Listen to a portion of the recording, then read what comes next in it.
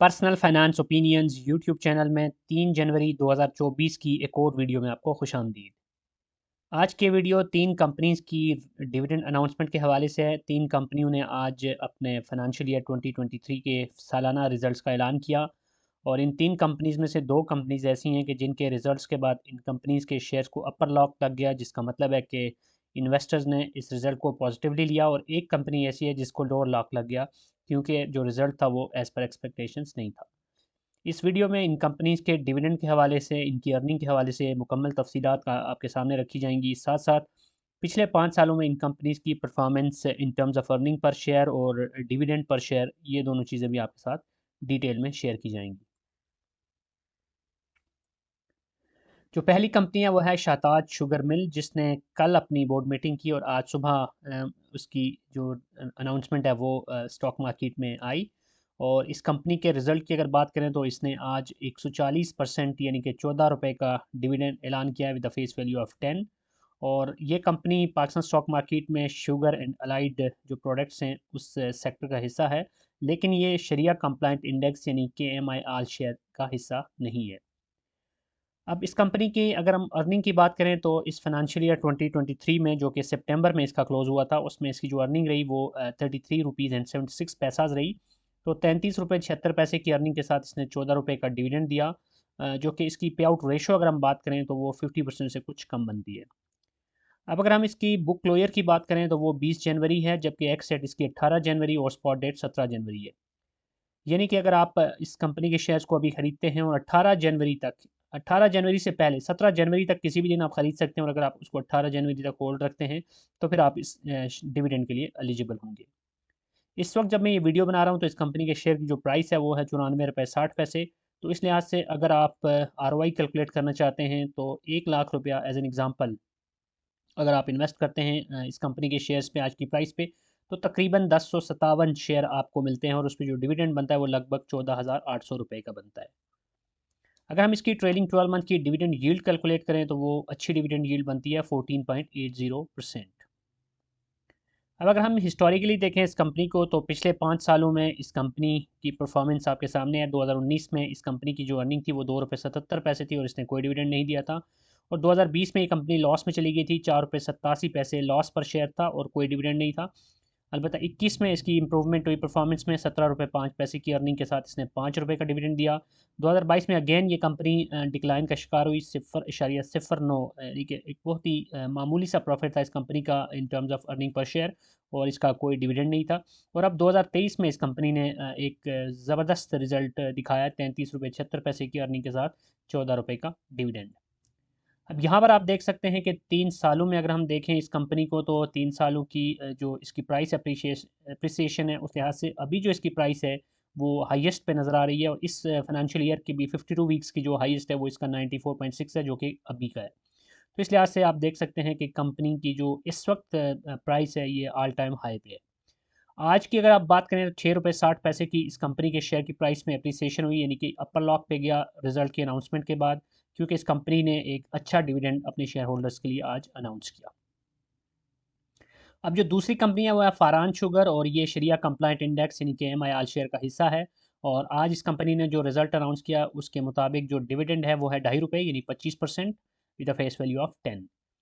और इस कंपनी की अगर अर्निंग की बात करें तो इस साल इसकी अर्निंग रही 48 रुपये 79 पैसे। एक बड़ी अर्निंग के बावजूद इसने जो डिविडेंड दिया वो बहुत थोड़ा था, यही वजह है कि इन्वेस्टर्स ने इसको पॉजिटिवली नहीं लिया। आगे चल के हम उसकी भी बात करेंगे। इसकी जो बुक क्लोजर डेट है वो 19 जनवरी, एक्स डेट 17 जनवरी और स्पॉट डेट बनती है 16 जनवरी 2024। इस वक्त इसके शेयर की जो प्राइस है आज वो 86 रुपये 28 पैसे है जब मैं ये वीडियो बना रहा हूँ। और अगर रिटर्न ऑन इन्वेस्टमेंट की बात की जाए तो 1 लाख रुपए के शेयर अगर आप आज की प्राइस पे इस कंपनी के लेते हैं तो तकरीबन 1159 शेयर आपके बनते हैं, और उस पर जो डिविडेंड आपका बनता है वो लगभग 2900 रुपये बनता है बिफोर ज़कात एंड टैक्स डिडक्शन। अब इसकी डिविडेंड यील्ड अगर हम कैलकुलेट करें ट्रेलिंग 12 मंथ की तो वो बहुत थोड़ी है, 2.90%। अब यहाँ पर अगर हम हिस्टोरिकली देखें पिछले 5 सालों में, तो आप देख सकते हैं कि 2019 में इस कंपनी की जो अर्निंग थी वो पॉजिटिव थी, 15 रुपये 21 पैसे इसकी अर्निंग पर शेयर थी और 1 रुपये का इसने डिविडेंड दिया था। लेकिन 20 और 21 में ये कंपनी लॉस में रही। 20 में इसकी जो लॉस पर शेयर था वो 6 रुपये 85 पैसे था और कोई डिविडेंड नहीं था। 21 में इसका लॉस मजीद बढ़कर 14 रुपये 82 पैसे पे चला गया और कोई डिविडेंड नहीं। और 22 में इस कंपनी ने एक पॉजिटिव साइड ली और थोड़ा सा इसको प्रॉफिट हुआ, अर्निंग पर शेयर 1 रुपये 9 पैसे, लेकिन डिविडेंड कोई नहीं था। और अब 23 में इसकी जो अर्निंग है वो सिग्निफिकेंटली इंक्रीज हुई, 48 रुपये 79 पैसे, और इसने डिविडेंड जो दिया वो 2.5 रुपये का है। अब यहाँ पर आप देख सकते हैं कि आज इसने जो डिविडेंड अनाउंस किया 48 रुपये कमा के 2.5 रुपये, तो इसको इन्वेस्टर्स ने पॉजिटिव नहीं लिया। यही वजह है कि आज इस कंपनी के शेयर के ऊपर आप देख सकते हैं कि 7 रुपये की प्राइस में कमी हुई और ये 7.5% के डिक्लाइन के साथ लोअर लॉक पे चला गया।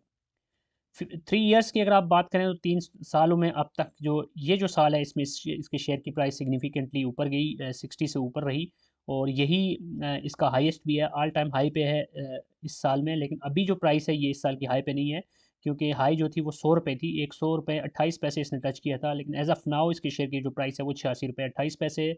और आज जिस तरह ये लोअर लाख पे गया, चांसेस ये हैं कि आने वाले दिनों में इसमें मजीद हमें डिक्लाइन देखने को मिल सकता है। अब जो तीसरी और आखिरी कंपनी है वो है JDW, और ये एक ऐसी कंपनी है जो अभी रिसेंट जो न्यू कैटेगराइजेशन हुई है KMI आल शेयर इंडेक्स की, उसमें ये अब शरिया कंप्लाइंट इंडेक्स का हिस्सा बन गई है। और ये जो रिज़ल्ट इसने अनाउंस किया है उसके मुताबिक इसने 15 रुपये का फाइनल डिविडेंड दिया है, यानी 150%।